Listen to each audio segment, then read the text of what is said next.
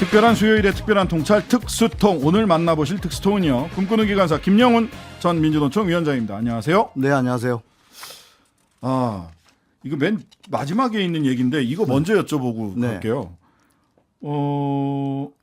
내일로 철도 노조 파업이 네네. 철도 노조 조합원이기도 하니까 네네네. 철도 노조 파업한다면서요. 파업이 예고돼 있습니다. 그래서요, 오늘 이제 마지막 본교섭이 있었다고 하는데 제가 들어오기 전에 잠깐 확인을 하니까 네. 교섭은 별 성과 없이 끝난 것 같아요, 지금. 예정대로면 내일 9시부로 파업 돌입이 불가피한 것처럼 보이는데 네네. 그때 좀 드리고 싶은 말씀은 국토부하고 노동부하고 입장을 냈어요. 네. 국민 불편을 초래하는 명분 없는 철도 노조 파업 즉시 철회하라. 이런 말씀을 하셨는데 사실 국민 불편은 이미 시작됐거든요. 고속철도 분할 운영 때문에 KTX, SRT. 예. 그렇죠. 지금 뭐 경부선에 SRT 좌석 축소 때문에 지역 민심 상당히 지금 안 좋고 그런 문제가 있는데 하여튼 그런 문제들도 좀 합리적인 대안을 찾아야 되는데 그런 것들이 좀 잘 안 되는 것 같고. 근데 뭐 집회나 파업하면 불편하다만 얘기가 있지 왜 파업하는지를 잘 네. 소개가 안 되는데 네. 왜 파업을 예고한 겁니까? 그 문제도 있지만 실질적으로 이제 임금 지급 기준, 뭐 성과 지급 기준이라든지 근무 형태, 4조 2계도의 전환 이러한 이제 여러 가지 노동 조건 문제들이 있는데 이 공공부문 노사 관계가 참 이게 오늘 이야기하고도 비슷한데 노동부하고 국토부가 저는 좀 비겁하다고 생각하는 게 네. 뭐 파업에 대해서 비난하고 뭐 불법 엄단하겠다 뭐 이런 얘기는 하는데 네. 실질적으로 예산이나 인력 이런 것들은 또 다 통제를 하고 있거든요. 그렇죠. 그러니까 뭐 공기업 사장들은 나와가지고 자기가 재량으로 할 수 있는 게 없다 그래요. 보니까 항상 기재부 네, 탓을 하죠. 탓을 하죠. 그래서 결국 이 문제가 올해 처음으로 ILO 국제노동기구에서 우리나라가 87호, 98호 기본협약 비준하고 난 다음에 첫 번째 권고를 내렸어요. 네. 예산을 짤 때 예산을 다 짜놓고 임금 교섭하면 이게 뭐 아무런 재량이 룸이 없잖아요. 네네. 그러니까 애시당초 선진국처럼 기재부가 예산을 짤 때 노동조합의 참여를 보장하라. 이런 권고를 했는데 네. 그런 것들이 안 지켜지니까 결국 이런 또 문제들이 이제 재발되는 것 같은데 어쨌든 내일 만약에 파업이 뭐 돌입되더라도 필수 유지 제도를 필수 유지 업무 네, 유지제도. 시민들에게 잠깐 불편하더라도 민영화는 좀 더 위험한 것이니까 위험을 찾기 위한 잠시만의 불편을 좀 감내해 주시라 이런 말씀 드리고 공공철도 확대, 성실교섭 촉구, 합의 이행 뭐 이런 것들이 요구 사항이네요. 그렇죠. 공공철도 확대라는 건 KTX, SRT 좀 그렇죠. 합쳐라 이 얘기죠. 그렇죠. 그래서 수혜 지역을 전국으로 늘려라는 거죠. 알겠습니다. 네. 자, 오늘 막판 교섭에서 합의가 이루어질지 좀 밤새 좀 지켜봐야 되겠네요. 네, 좋은 결과가 있으면 뭐 좋겠습니다. 예, 본격적인 이야기 을들의 연대 어떻게 실현할까는요. 잠시 광고 듣고 와서 시작해 보도록 하겠습니다. 잠시만요. 신상식의 뉴스 아이킥, 오늘의 특수통 꿈꾸는 기관사 김영훈 전 민주노총 위원장입니다. 자, 윤석열 정부가 두 번째 정기국회를 맞는데 정부가 밝힌 3대 개혁 과제 중에 하나가 노동개혁입니다. 이거 법과 제도를 고쳐야 가능한 일인데 지금 어디까지 지금 와 있습니까? 아니 그러니까요. 이게 뭐 대통령도 올해 뭐 가시적인 성과를 내겠다. 뭐 장관은 노동개혁 원년을 선포했고 뭐 이랬는데 아시는 바와 같이 69시간 개정안도 못 냈어요. 네네. 그다음에 뭐 야심차게 준비한 포괄임금제 기획조사 이런 것도 뭐 모르겠고 기억에 남는 거 국민들이 아마 기억에 남는 거는 하청 노동자 뭐 이대로 살 수 없다고 했는데 그 투쟁에 대해서 뭐 천문학적 손배소를 한다든지 예. 대통령이 뭐 이상한 말 지어내가지고 건폭몰이 그다음에 뭐 곤봉진압 최근에 여당에서는 뭐 실업급여 네. 이게 공통점이 노조 혐오거든요. 약자 혐오. 근데 이 노조 혐오는 사실은 네. 대통령이 무슨 공산 전체주의 하지만 전체주의 정치 집단의 굉장히 특징적인 공통점 중에 하나가 노조 혐오 아닙니까? 그렇죠. 전체주의의 가장 큰 특징은 노조 혐오하고 반정치거든요.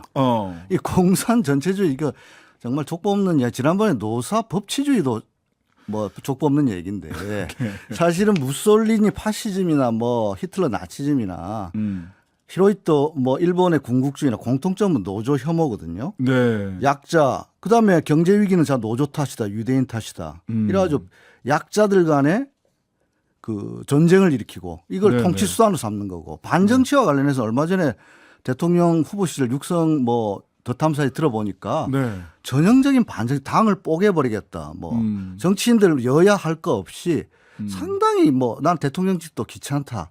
이런 게 반정치인데 네, 네. 저는 전형적인 지금 전체주의의 모습을 이 정부에서 보이고 있다. 그중에 특징 중에 하나가 바로 노조 혐오입니다. 자, 그 말하자면 전체주의가 성공하기 위해서는 노동과 시민의 분열, 그러니까 노조 혐오를 통해서 노동과 시민을 그렇죠. 분열하게 하는 거다라는 말씀을 우리 김영훈 특수통이 계속 말씀을 해 주셨어요. 그렇죠. 근데 최저임금 얘기가 나오면 항상 그렇죠. 상징적으로 예. 노동자, 그다음에 하나는 자영업자, 특히 편의점 주인, 그렇죠. 편의점 점주와 그 알바생 맞습니다. 어떻게 하자는 거냐. 그렇죠. 이거 어떻게 해야 됩니까? 어떻게 해결해야 됩니까? 전체주의가 싹 틀 때 전체주의의 기원은 바로 이러한 을들의 전쟁이 을들의 전쟁을 조장하고 실질적으로 이득을 보는 자가 뒤로 숨는 이것이 전체주의의 출발인데요. 네. 그 대표적인 전쟁터가 바로 최저임금을 둘러싼 전장이었죠. 네. 그렇기 때문에 저는 이 최저임금 문제 을들의 전쟁터를 을들의 연대로 바꾸지 않으면 우리 네. 사회가 정말 위험한 곳으로 간다. 그런 차원에서 저는 이제는 이성을 찾고 최저임금 문제를 좀 제대로 한번 얘기를 해보자. 내년도 최저임금이 이미 결정이 됐는데 네네. 뭐 이제 와서 최저임금 왜? 이유는 두 가지죠. 네. 첫 번째는 얼마 전에 통계청에서 2분기 가계 동향 조사가 발표됐거든요. 네. 아주 충격적인 내용이 발표되었는데 네. 전년 동기 대비 명목 소득이죠. 예. 소득이 가계 소득이 0.8% 감소했는데 실질 소득은 3.9% 급전직했거든요. 물가가 올라갔으니까. 그렇죠. 명목소득이 감소했으면 물가가 올라간 것까지 하면은 엄청나게 감소한 거죠. 명목 소득 감소도 상당히 이례적인 거거든요. 그렇죠. 근데 예. 실질 임금이 3.9%이 통계 조사가 시작된 이래 실질 가장 소득. 큰 예. 실질 소득이 예.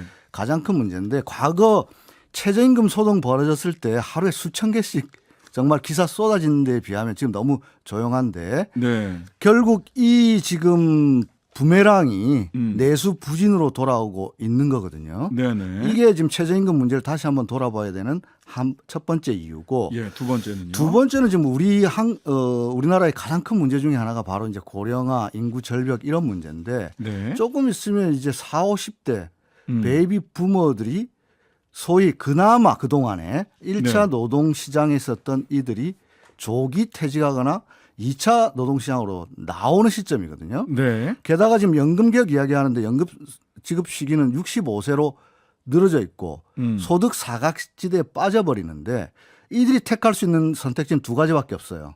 나와서 최저임금 노동자가 되든지 아니면 퇴직금 받아가지고 편의점을 열어가지고 편의점 사장이 되든지 네. 그러면 1차 노동시장에 있던 이들이 네. 또 한 번 2차 라운드에서 적으로 만나서 을들의 전쟁을 벌이게 된다. 아, 그러니까 똑같이 같은 회사에서 근무하던 사람이 나와가지고 네. 예를 들면 그런 거죠. 보통 이렇게 표현을 하는데 아파트 경비로 가거나 치킨집 사장이 된다. 둘 중에 하나밖에 둘 중에 없어요. 하나로 되는 거다. 네. 그리고 연금은 65세가 돼야 나온다. 네. 그럼 그러면 그 돈에 58세, 60세에 퇴직하고 나서 그동안 5년 동안에 하여튼간에 치킨집 사장이 되든지 아니면은 아파트 경비 노동자가 되든지 둘 중에 하나라는 거잖아요. 그렇죠. 한 사람은 최저임금을 받아야 되는 사람이 되고 한 사람은 최저임금을 부담해야 되는 사람으로 남는 이 문제에서 예. 이 문제를 해결하지 않으면 결국 지속 가능하지 않다. 이런 차원에서 지금이라도 우리는 최저임금 문제에 대해서 올바른 해법을 모색하는 게 이게 진정한 노동개혁이 아닌가 저는 그렇게 생각하는 겁니다. 자, 결과적으로 그럼 이 최저임금 노동자로 가는 사람이나 또는 프랜차이즈 업주로 가는 분이나 네. 실제로 보면 프랜차이즈 업주들이 최저임금을 줄 만한 지불 능력을 갖춰줘야 이 그렇죠. 문제가 해결되는 거 아닙니까? 결국 이 문제거든요. 우리가 예. 흔히 낙수 효과가 사라졌다. 네. 대기업 중심의 경제는 낙수 효과가 사라졌다 얘기하는데요.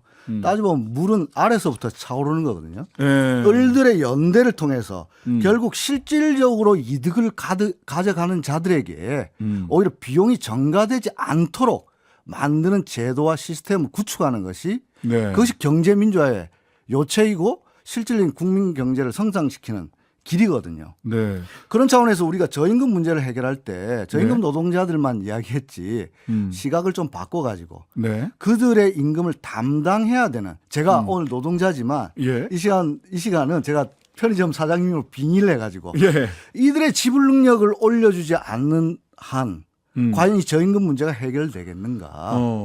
저는 그 문제를 이야기하고 사실 싶습니다. 그때 그 소득주도 성장이 나와가지고 편의점 사장님들 네. 저도 그때 이렇게 뉴스를 막 보면서 보니까 편의점 사장님들이 제일 많이 지출하는 지출 항목 1번 임대료, 네. 2번 프랜차이즈 본사에 내는 돈, 네. 3번 임금입니다.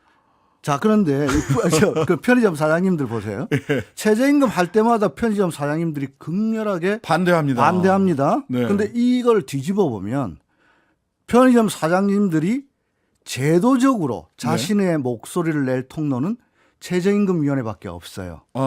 만약 이 사장님들이 네. 프랜차이즈 본사와의 거래에서 납품 단가를 협상할 수 있는 구조가 있든지 네. 아니면 임대료를 협상할 수 있는 제도적 틀이 있든지 네. 아니면 금리에 개입할 수 있는 뭐가 있다면 예. 이분들이 최저임금위원회가 열리면 와서 뭐 계속 반대 목소리를 낸다고 이야기를 하지만 이분들 입장에서는 그거 말고는 자신들의 목소리를 낼 통로가 없으니 네, 거기 네. 와서 자신들의 의사를 이야기를 하는데 프랜차이즈 본사는 뒤로 빠지고 네. 이분들을 앞세우는 게 비겁한데 예. 근데 여기서 우리는 힌트를 찾아야 될 게 네. 그렇다면 만약 이분들에게 네. 최저임금 문제뿐만 아니라 프랜차이즈 본사와의 협상. 납품 단가라든지 영업 시간 문제라든지 예. 아니면 임대료 문제라든지 예. 이런 문제에 한 사람의 목소리가 아니라 단체의 목소리로 정책에 개입할 수 있는 이른바 사회적 대화의 통로를 열어준다면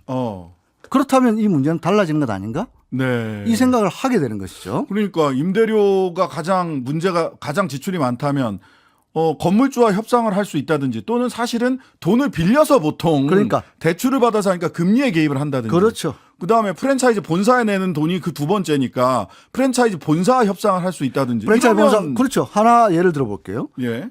편의점 하면 뭡니까? 대표적인 게 365일 24시간 영업이잖아요. 예, 그렇죠. 이 심야 영업에 대한 비용은 프랜차이즈 점주에게 그대로 떨어지죠. 그렇습니다.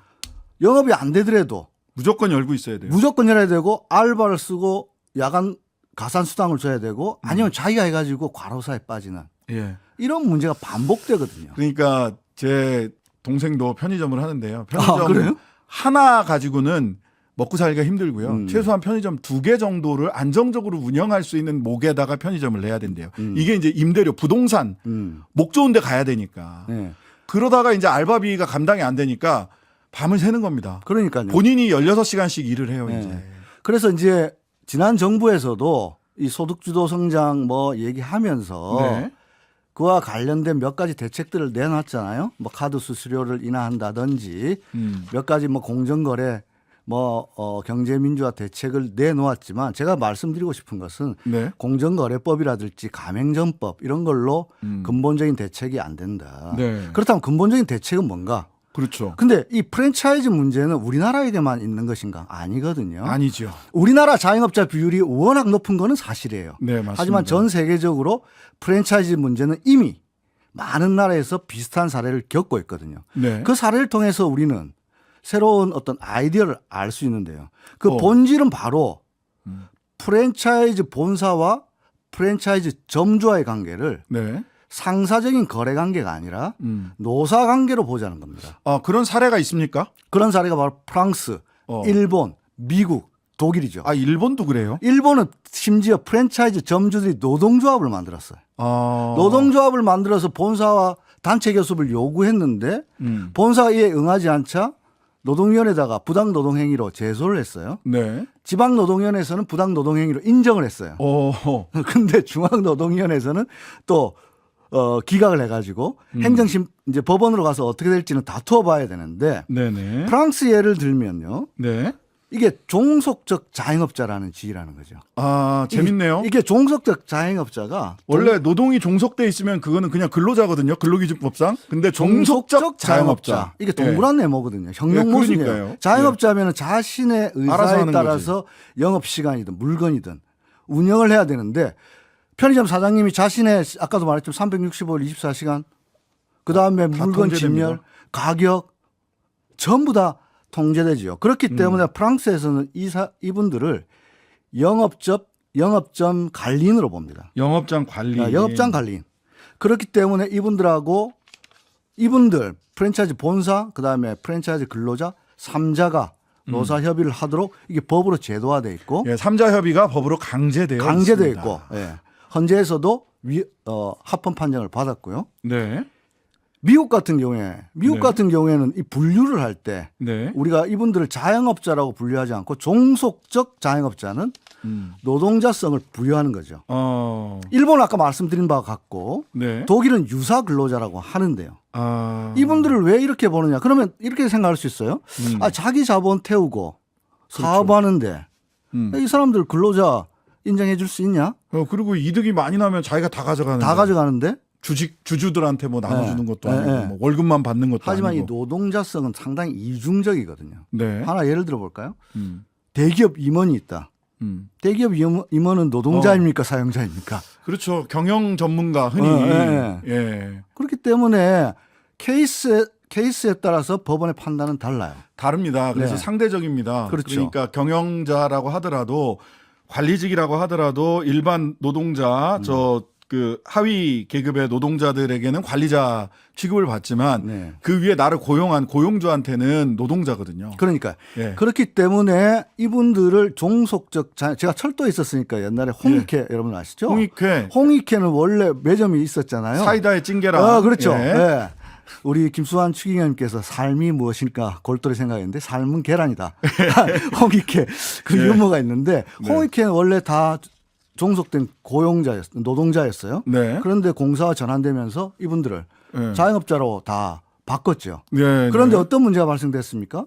내가 서울역이나 수원역이나 영등포역에 있으면 이분들의 소득은 높아. 그렇죠. 그런데 저기 지방선으로 가면 자신의 능력과 무관하게 소득은 안 나는 거예요. 그렇죠. 그렇기 때문에 자영업자라고 구분하기가 어려워요. 네. 그래서 이런 걸 특수고용 노동자적 신분을 두는 거죠. 네. 따라서 이분들에게 노동 문제로 바라보게 하는 것은 결국 우리나라의 을들의 연대를 위한 대단히 중요한 출발이 된다. 이렇게 봅니다. 그러니까 이런 최저임금만을 가지고 얘기할 바가 아니라 실제로 을과 을의 싸움이 아니라 을들이 연대해서 실제로는 이 프랜차이즈와 거기 알바들 사이에서 벌어지는 일들을 통해서 수익을 내는 것은 건물주와 은행과 네. 프랜차이즈 본사니까. 프랜차이즈 본사의 이득을 예. 낙수 효과가 없지 않습니까? 프랜차이즈 본사가 돈 많아진다고 해서 네. 알바생한테 돈이 가지 않아요. 네. 그렇죠. 그래서 프랑스 같은 경우에는 예. 직접 알바생들의 그냥 프랜차이즈 근로자들의 프랜차이즈 노동자들의 임금을 본사가 직접 지급할 수 있도록 통로를 열어주는 것도 대단히 중요하죠. 우리나라 건설업체에서도 임금 체불 많이 되잖아요. 예. 원청이 직접 지급하게 해라. 예, 맞습니다. 이거는 무슨 이유냐? 노동법의 대원칙은요. 이득을 보는 자가 그에 따른 책임을 져야 된다는 거예요. 우리나라 건설산업기본법에는 원청이 하청, 재하청 근로자가 일을 했는데 재하청 업체나 근로자가 돈을 못 받으면 원청이 직접 지급하게 돼 있습니다. 그러니까요. 예. 그런 식으로 프랜차이즈도 충분히 그렇게 할 수 있다는 거고요. 예. 이런 방법으로 해야 결국 을들 간의 전쟁이 벌어지는 것이 아니라 예를 들면 또 하나 사례도 있어요. 네. 납품 단가가 올라가면 원자재 값 상승으로 네. 그럼 하청업체가 안 될 것 아닙니까? 그럼 본사하고 재협상을 해야죠. 예. 그렇기 때문에 만약에 프랜차이즈 같은 경우에 최저임금이 상승됐을 때 그 비용을 어떻게 분담할 건가에 대한 사회적 대화가 필요하다. 자, 사회적 대화. 이를 제도화하는 것. 네. 예. 그리고 말하자면 프랜차이즈 가맹점 사장님에게 있는 종속성, 본사와의 종속성을 인정해서 그 부분적으로라도 노동자성을 인정하고 사회적 대화를 강제하는 것이 필요하다. 네. 그리고 또 하나 중요한 거 예. 지난 정부에서 소득주도 성장론이 왜 실패했는가를 돌아보면 중요한데 15초 남았습니다. 저는 소득주도 성장론 최저임금을 소득주도 성장론을 성공시킬 수 있는 하위 개념 내수 진작의 수단으로 생각하지 말고 최저임금은 그 자체로 인간다운 삶을 하기 위한 목적이다. 알겠습니다. 특수통 꿈꾸는 기관사 김영훈 전 민주노총 위원장이었습니다. 감사합니다. 네, 고맙습니다. 하루 종일 기다려지는 진짜 시사. 평일 저녁 6시 5분 신장식의 뉴스 하이킥.